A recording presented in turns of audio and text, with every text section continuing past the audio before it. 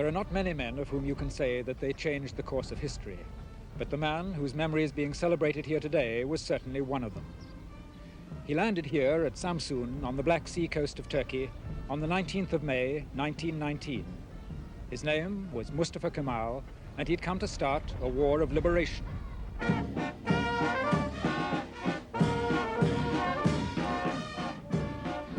Within his lifetime, he became a legend. He was the hero of the defense of Gallipoli in the First World War, and after the war it was his fierce inspiration that led the Turks to victory in their struggle for independence.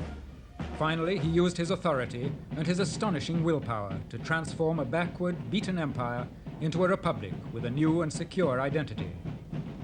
Autocratic by temperament, he fought all his life for the principles of democracy, and he won the affection and the loyalty of the simple, stubborn Turkish peasants. While he lived, they followed him without question, and before he died, they rewarded him with the title of Atatürk, the father of the Turks.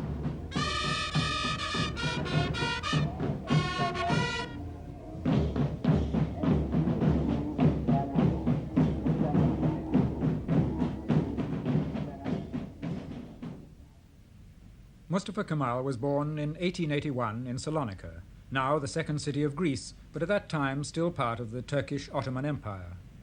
It was a cosmopolitan city where a quick-witted boy could learn much about the forces which were pulling the empire apart from within. And Mustafa Kemal was just such a boy, critical from the outset of the hidebound ways of the past, instinctively in tune with the progressive movements of thought taking shape around him. He came from a lower middle-class family who lived in this house overlooking the city. His father was a minor official, an ineffectual character who died while Mustafa Kemal was only a child. His mother was made of sterner stuff, but even she found him hard to handle. From the beginning he was obstinate, always determined to get his own way. She was a pious Muslim, and he upset her by his refusal to accept an orthodox Muslim education. Nothing would satisfy him but to go to a military school, and for the next 30 years the army was his life. He grew up in a society which was near the point of disintegration.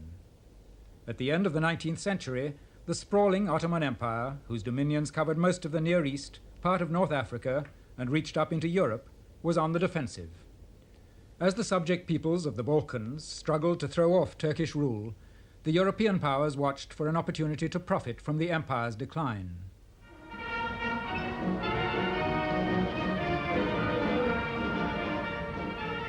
Eager to extend Germany's influence to the east, Kaiser Wilhelm was posing as Turkey's friend, and the Turkish army was being trained by German advisors.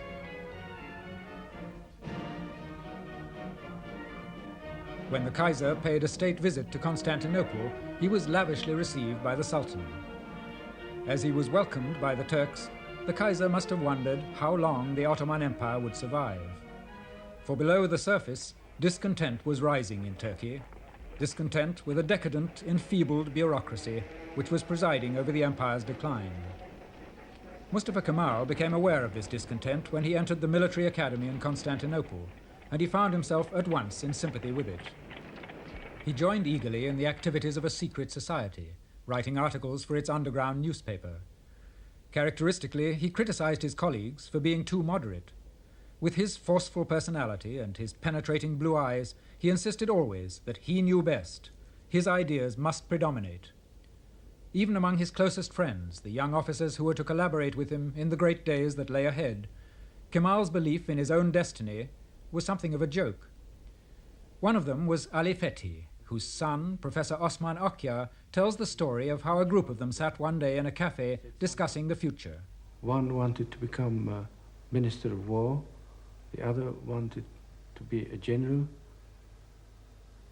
another wanted to be an ambassador, and my father was among them also. Finally, Atatürk had not spoken up to that time, and somebody turned to him and asked him what he would like to be. And he said, "I'm going to be the one who's going to appoint you to all these posts in the future." And everybody started laughing. But his opportunity was not far off. When the First World War broke out and Turkey joined in at Germany's side, he begged to be given an active post. He was appointed to the command of a division under the German general Liman von Sanders. Its headquarters were to be at Gallipoli. At the beginning of 1915, there was a stalemate on the Western Front. Winston Churchill proposed a scheme for an expedition to capture Constantinople and open a back door into Central Europe. The approach to Constantinople lay through the narrow strait of the Dardanelles.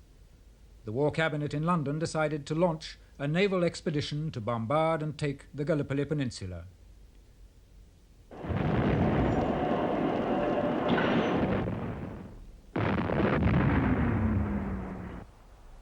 Lord Kitchener told the government, "If the fleet gets through, Constantinople will fall of itself, and you will have won not a battle, but the war." The Dardanelles were guarded only by a series of ancient forts. But although a British fleet attacked in February and again in March, it was unable to get through. The task was too much for the Navy alone, and so an army was hastily gathered and sent out to reinforce it. The problem for the Turks was to know where to expect the Allied attack. To cover all eventualities, Liman von Sanders had distributed his forces from north to south of the Straits. In the event, it was Mustafa Kemal's force which was to play the decisive role, for the British landed their main force on the west coast opposite the place where his division was in reserve. Early on the morning of the 15th of April 1915, reports began to come in of scattered landings at several points. Kemal led one battalion up towards the ridge of Chunuk Bair, from which he could look down to the beaches on the west coast. This was the decisive moment of the battle, and it was also a turning point in Mustafa Kemal's career. From the fighting that followed, he was to emerge as a national hero. This low hill dominates the peninsula. If the Allies could capture it, they would command the narrowest part of the straits, and then nothing could prevent the British fleet from forcing the Dardanelles. Mustafa Kemal realized this and acted swiftly, and what he did that morning decided the outcome of the battle. His men were tired from their climb, and he left them to rest for a few minutes while he came on ahead with a party of officers to see how the battle was shaping. He was walking up this hill when he saw coming towards him a party of Turkish soldiers pursued by the advance guard of the Anzacs. He ordered them to stand and fight, and when they protested that they'd no more ammunition, he said, "Use your bayonets." Then he sent word for his main party to come up as fast as possible and ordered the men about him to lie down, facing the enemy with their bayonets fixed. To his relief, he saw that the Anzacs too hesitated, and then they lay down. The advance was checked, and Mustafa Kemal said afterwards, "This was the moment of time that we gained." Taking advantage of it, he brought up his best regiment.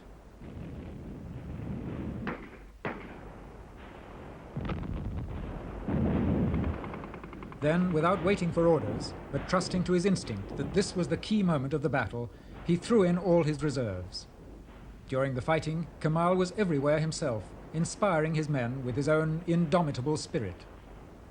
"I don't order you to attack. I order you to die. In the time it takes us to die, other troops and other commanders can come and take our places." The Turkish soldiers died in their hundreds, but they held the ridge, and the Allied attack was broken.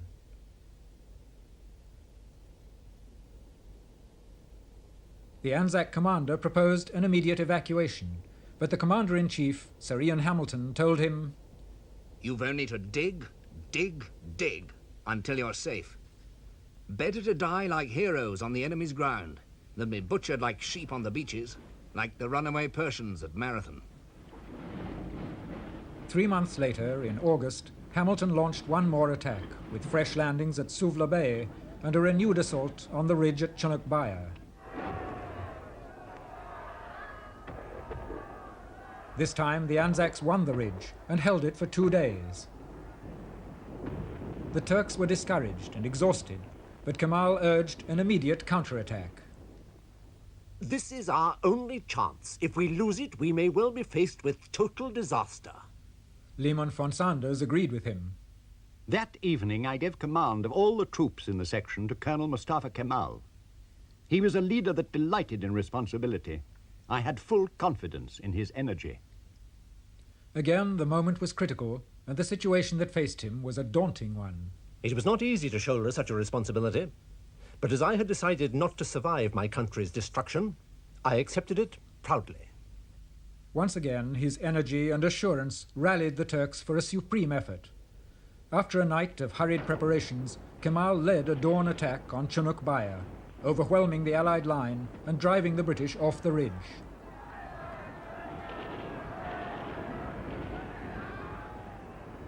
This time, the Turkish victory was decisive, and Hamilton cabled to London that the Gallipoli campaign was lost. A few months later, the Allies evacuated the peninsula.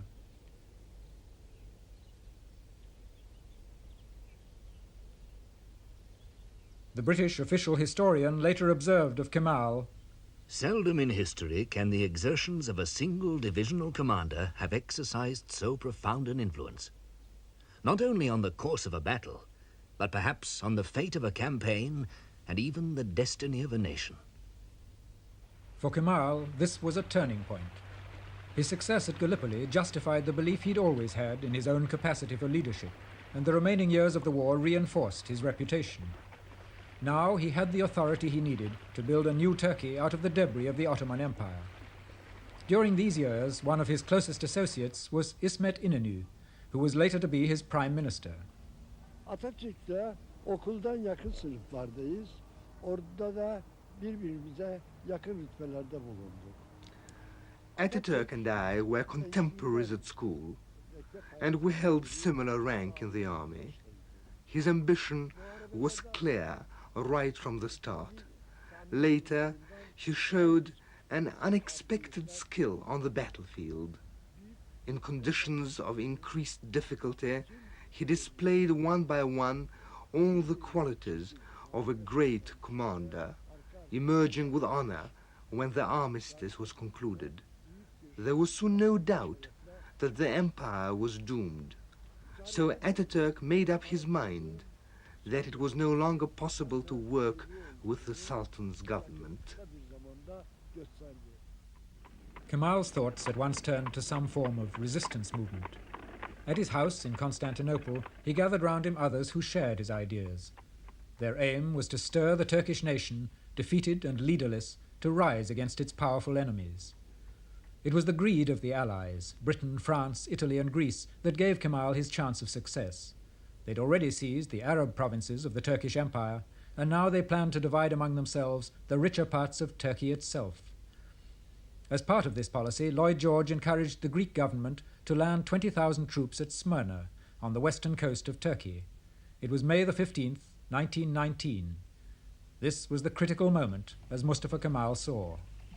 By that time, the foundations of the Ottoman Empire had collapsed. All that remained was the homeland, where a handful of Turks had found refuge. The last question revolved around the partition of this remnant. There was only one decision possible in the circumstances. It was to create a new Turkish state, unconditionally independent and based on national sovereignty. The effect of the Greek landing is recalled by Professor Arnold Toynbee, who was in Turkey during the War of Independence. It had an electric effect, I think.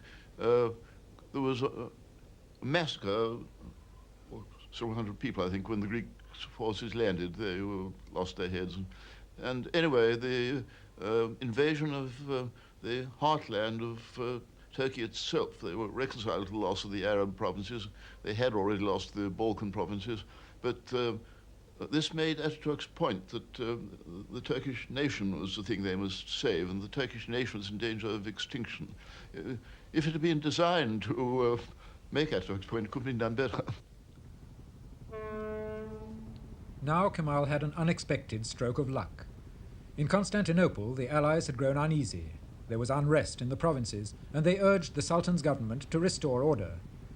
Kemal was appointed inspector of the army in a large area of Anatolia, the Turkish heartland.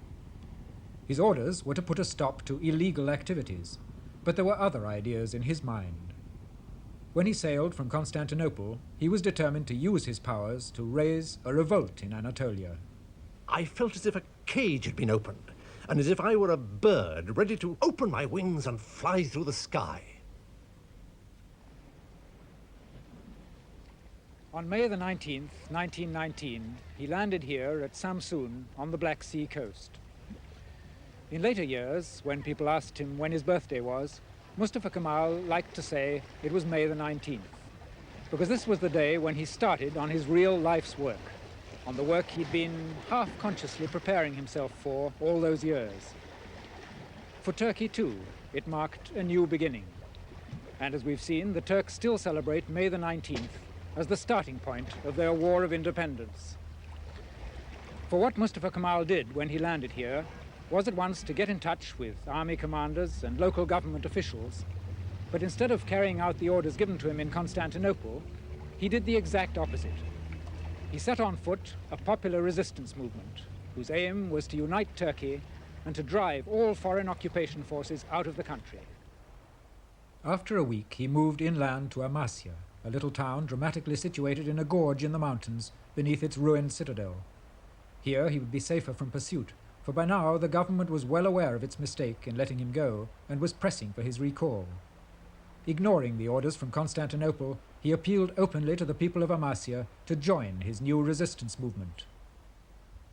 Citizens of Amasya, if the enemy tries to land in Samsun, we must pull on our peasant shoes, we must withdraw to the mountains, we must defend the country to the last rock.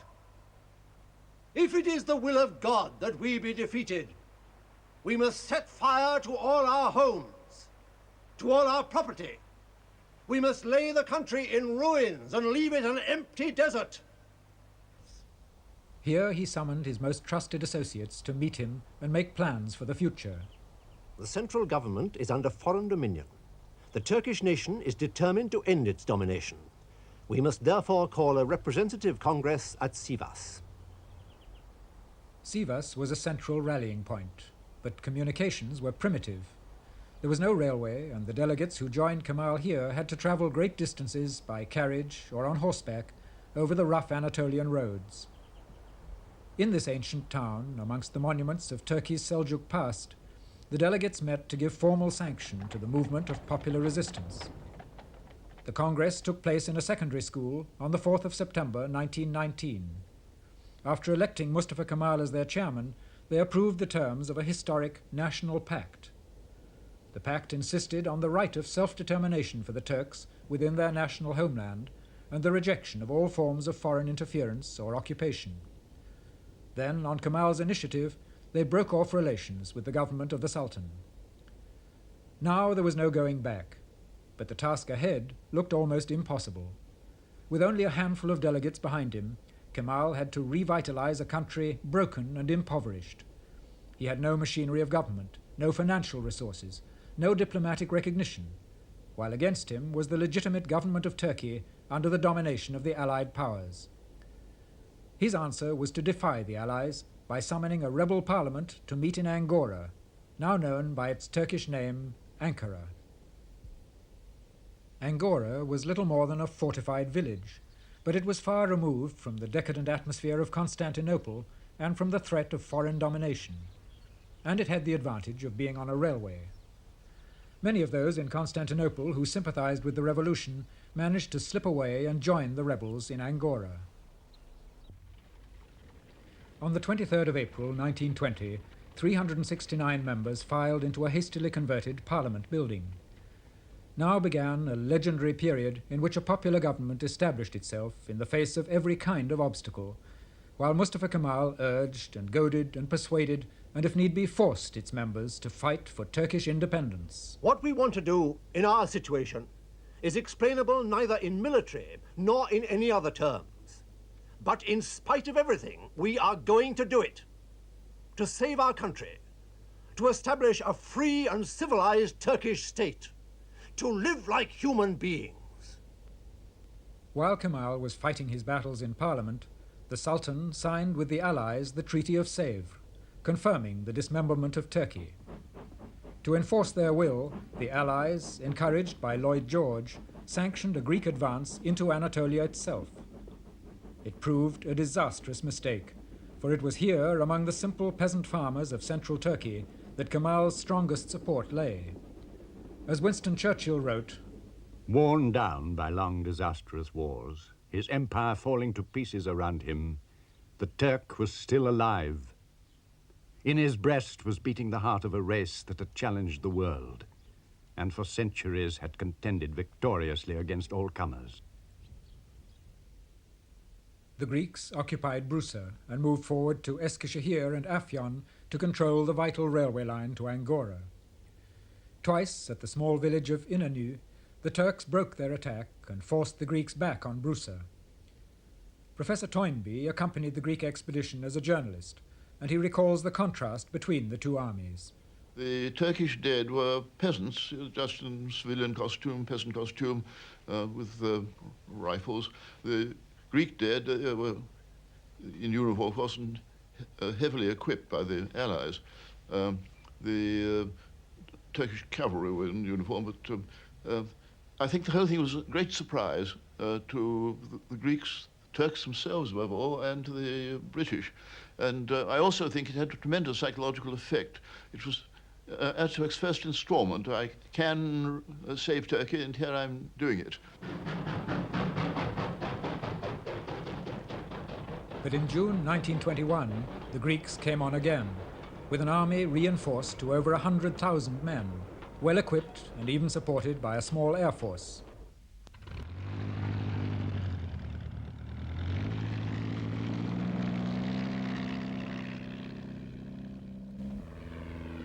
This time they captured Afyon and Eskişehir and came within striking distance of Angora itself. Kemal studied the Turkish defenses and at once ordered a general retreat. It was an alarming decision, but Kemal saw there was no choice, as his army had little equipment and no reserves. Now followed the most desperate phase of the War of Independence. Armed with special powers from the Assembly, Kemal called for a tremendous effort of national mobilization. The response was immediate and spontaneous. From all over Anatolia, the peasants came forward in their thousands. To meet the desperate shortage of equipment, workshops were improvised and blacksmiths were set to work making weapons.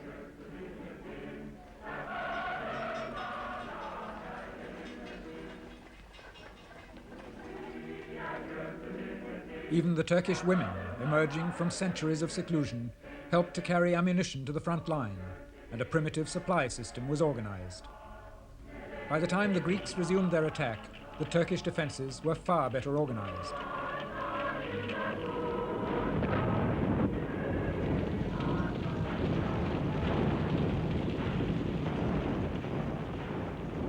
The Greeks had involved themselves in a situation where anything short of decisive victory was defeat. And the Turks were in a position where anything short of overwhelming defeat was victory. No aspect of this was hidden from the warrior chief who led the Turks. The threat to Angora was now acute. The Greeks were only 30 miles from the capital, and Kemal told his troops, "There is no defense line, but a defense area.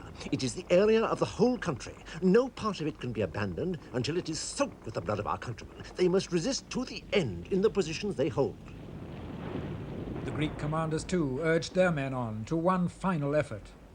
They tell us that Angora is behind every mountain we attack. But 16 days have passed. No Angora. They tell us that if we fall into the hands of the Turks, we'll be killed. And they drive us on with machine guns. It was here, on the banks of the Sakarya River, that the Greek advance was finally thrown back. The Turks had established a good defensive position, protected in front by the river, and with a low line of hills running behind them. They were outnumbered by something like 3 to 1, and the Greeks had more artillery. But once again, Mustafa Kemal had managed to inspire his men with something of his own indomitable spirit.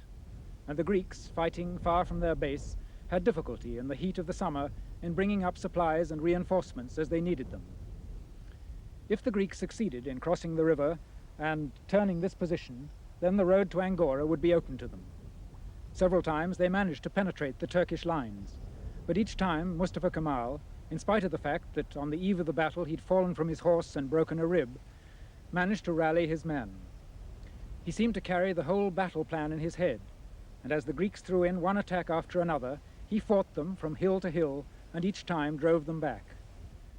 For 3 weeks the battle swung to and fro, until at last the Greek commander, seeing that his men were exhausted, and with the supply lines now being threatened by Turkish irregulars, called for a retreat, leaving the Turks masters of the battlefield. The threat to Angora had finally been lifted. The sense of relief in Angora was overwhelming.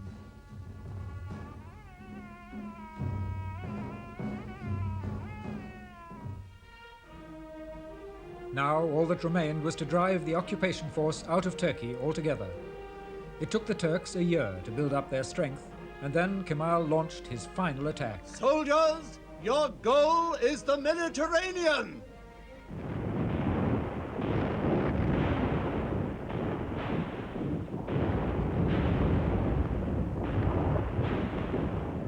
The attack took the Greeks by surprise, and almost at once they were in headlong retreat. Tragically, the Greeks, seeing that all was lost, devastated the countryside as they fell back, burning villages and blowing up lines of communication behind them.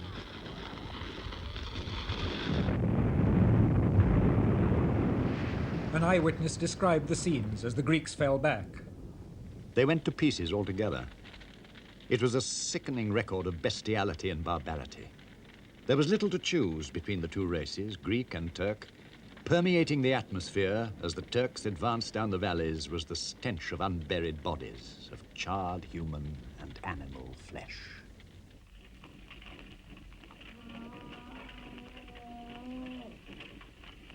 It was all over in 15 days. Halide Edip, a remarkable woman journalist who had accompanied the advance, saw the Turkish cavalry entering Smyrna.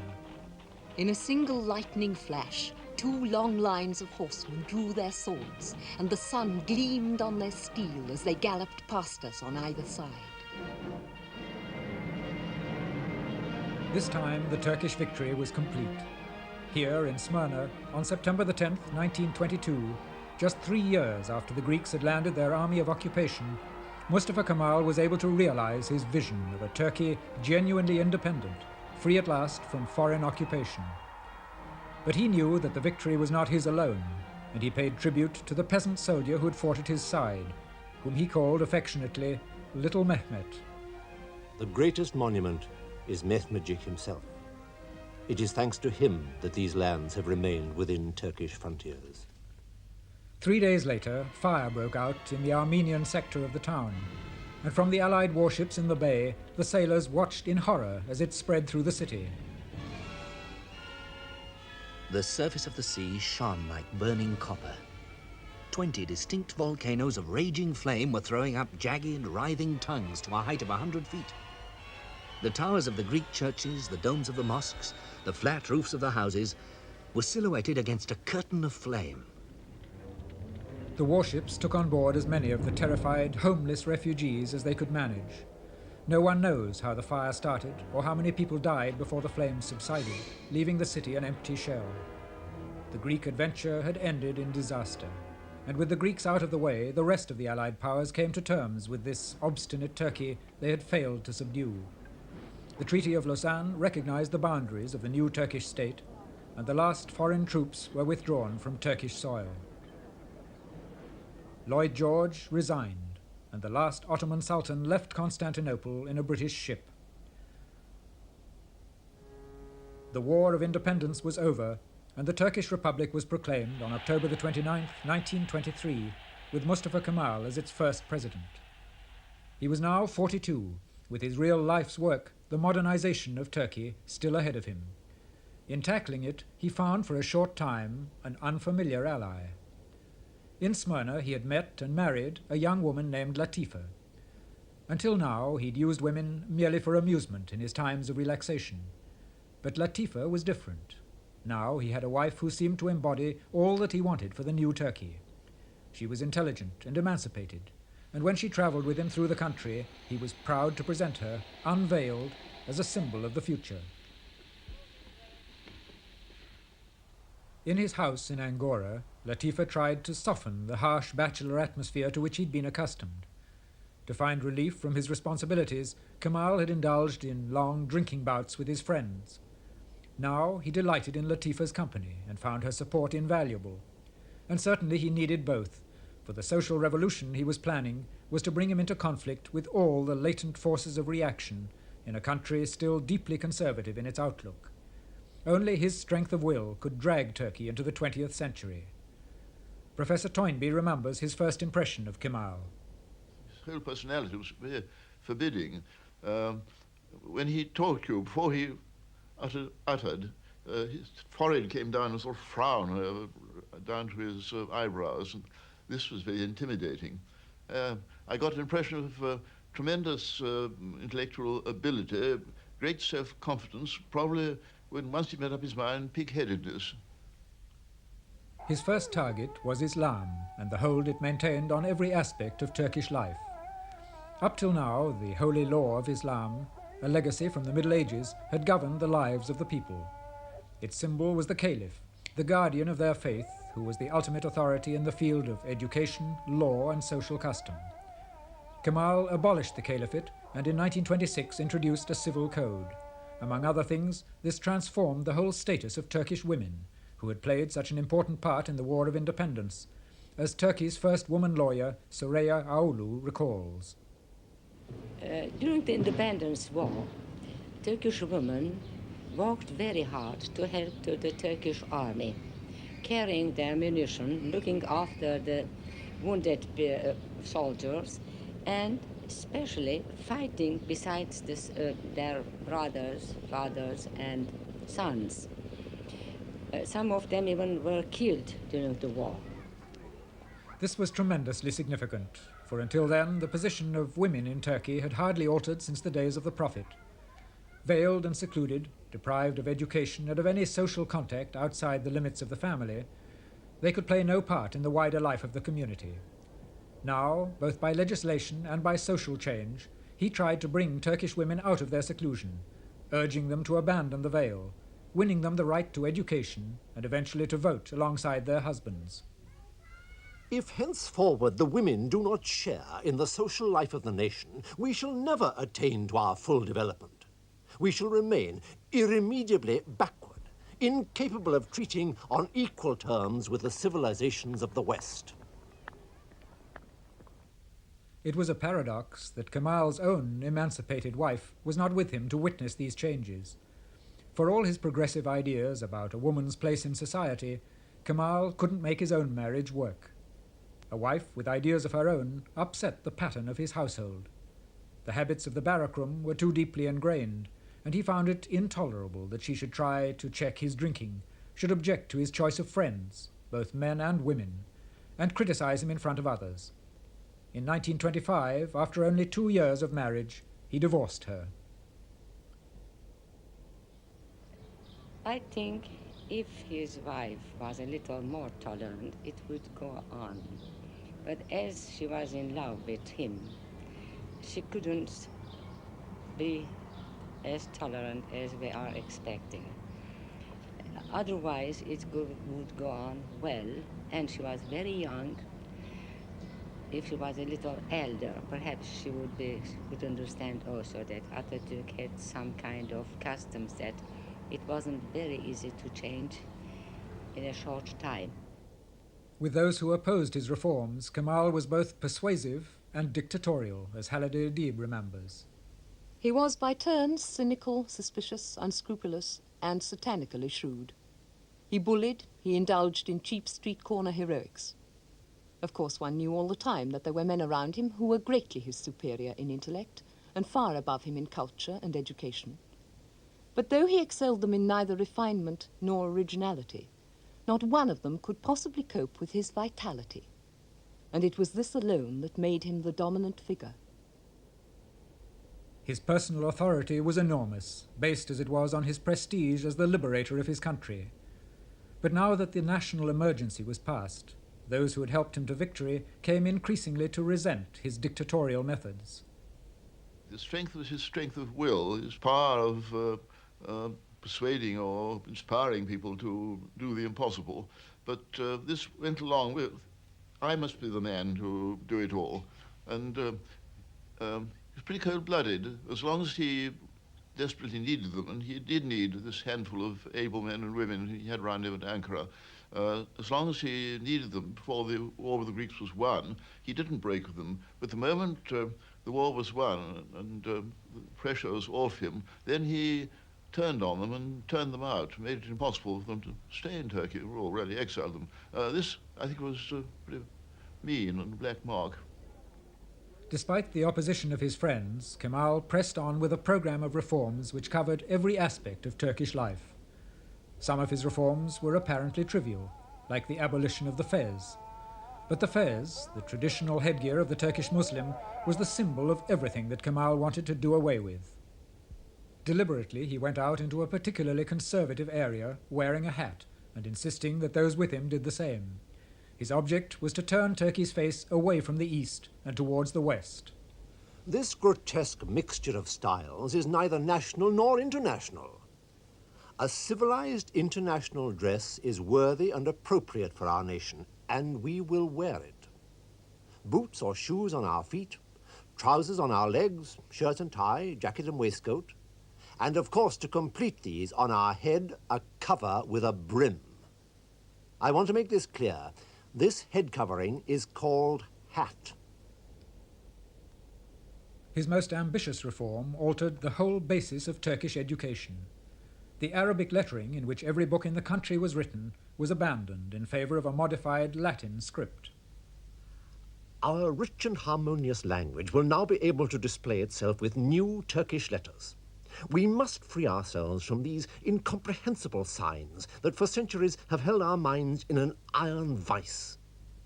He himself travelled long distances out into the countryside with blackboard and chalk to teach the nation how to read and write. Kemal's objective was not only to educate, but to open a channel of communication with the West. With the same idea, he ordered the adoption of surnames, which until then were unknown in Turkey, and himself took the name of Atatürk, meaning Father of the Turks. A new national pride was developing, and towns which had been called by European names, like Angora and Constantinople, were now universally known by their Turkish names, Ankara and Istanbul. In everything, Atatürk took the lead himself, building railways, encouraging industry, planning factories, demonstrating new methods of agriculture. In the short space of 6 years, he had turned the structure of the state upside down. It had almost been too much for the patient Turkish people, and now the strain began to tell on Kemal himself. By the mid-30s, his powers were failing. Years of hard drinking and the incessant demands he'd made on his own energies had undermined his health.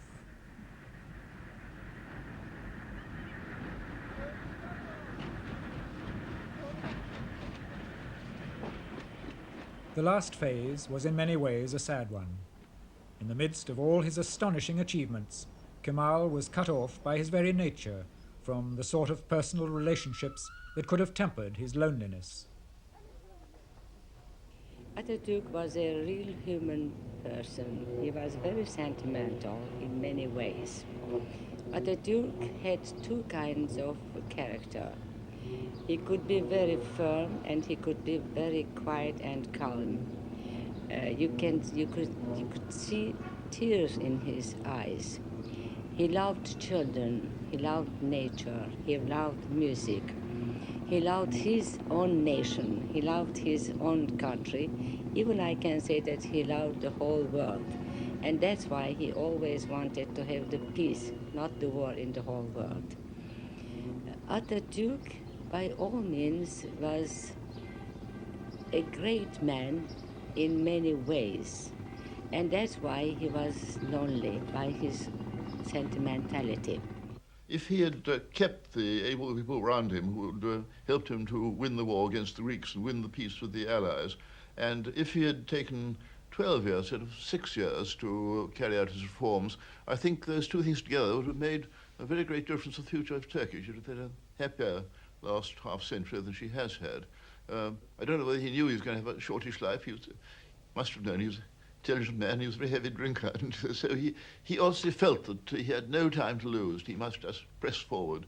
But yet he had a kind of anticlimax of about 10 years, hadn't he, before his death, in which the reforms were already done, as much as Turkey could stomach for ever so long.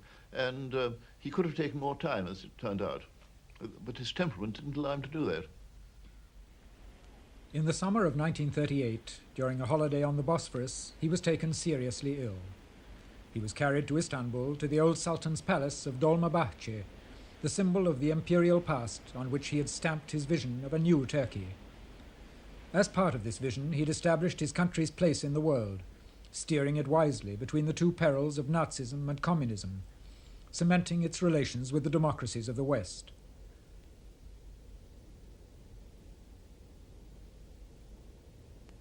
Even now, his work done, he found it hard to give up, but he could feel power slipping from his grasp. His doctors had diagnosed cirrhosis of the liver, and his strength was ebbing away.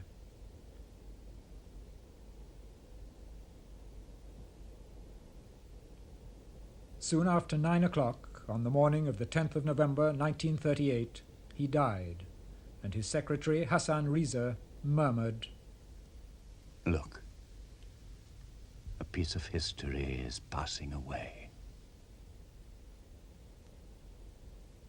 For Ataturk himself, the clock at last had stopped. But the train of events that he'd set in motion went on in the life of a country to which he'd given a new destiny.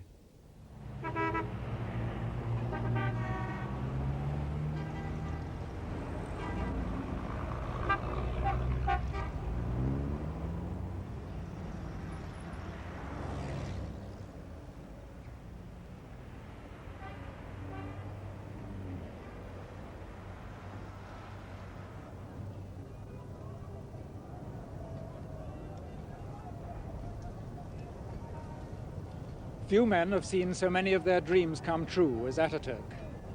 Looking out over this modern capital of Ankara, it's hard to imagine that 50 years ago there was just a village here, round the old citadel, and nothing else. Ankara is Ataturk's creation, but then so is modern Turkey.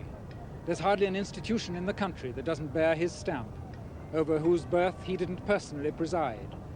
The form of government, the laws, the social system, the alphabet, even the frontiers of the country, they were all decided along the lines he proposed, and after he'd used his own extraordinary blend of force and persuasion to win acceptance for them.